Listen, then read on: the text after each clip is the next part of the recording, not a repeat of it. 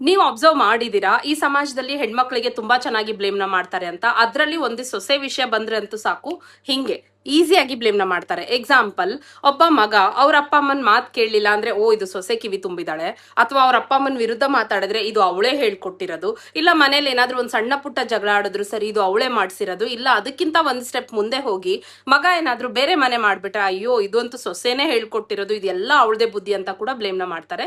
Okay, some times ಇಲ್ಲಿವರೆಗೂ okay, but ಕೆಲವೊಂದ್ ಸರ್ತಿ ಅವ್ರ ಅಪ್ಪ ಅಮ್ಮನವರೆಗೂ ವಿಷಯನೂ ಹೋಗುತ್ತೆ. ಬಟ್ ನಂಗೆ ಒಂದ್ ಅರ್ಥ ಆಗಲ್ಲ, ಯಾಕೆ ಯಾವಾಗ್ಲೂ ಸೊಸೆ ಅಪ್ಪ ಅಮ್ಮನ್ ಮಾತ್ರ ಬ್ಲೇಮ್ ಮಾಡ್ತೀರಾ? ಮಗನ ಅಪ್ಪ ಅಮ್ಮನ್ಗೆ ಯಾರು ಬ್ಲೇಮ್ ಮಾಡೋದಿಲ್ಲ. ಇನ್ಫ್ಯಾಕ್ಟ್ ಮಾಡ್ತಾರೋ ಹೇಗೆ ಹೇಳಿ? ಯಾಕಂತಂದ್ರೆ ಅವ್ರ ಮನೇಲಿ ಯಾವತ್ತು ಜಗಳನೇ ಆಡಿಲ್ವೇ? ಅಂಡ್ ಇನ್ನೊಂದು ವಿಷಯ ನೋಟಿಸ್ ಮಾಡಿ, ನೆನ್ನೆ ಮೊನ್ನೆ ಬಂದಿರೋ ಹುಡುಗಿ ಇಷ್ಟು ಸ್ಟ್ರಾಂಗ್ ಆಗಿದ್ದಾಳೆ ಅಂತಂದ್ರೆ ನೀವು ವರ್ಷಾನ್ಗಟ್ಲೆ ನಿಭಾಯಿಸ್ಕೊಂಡ್ ಬಂದಿರೋ ರಿಲೇಷನ್ ನ ಹಾಳು ಮಾಡೋದಕ್ಕೆ ರೆಡಿ ಮಾಡ್ತಾಳೆ ಅಲ್ವಾ? ಅದ್ ಹೇಗ್ ಸಾಧ್ಯ?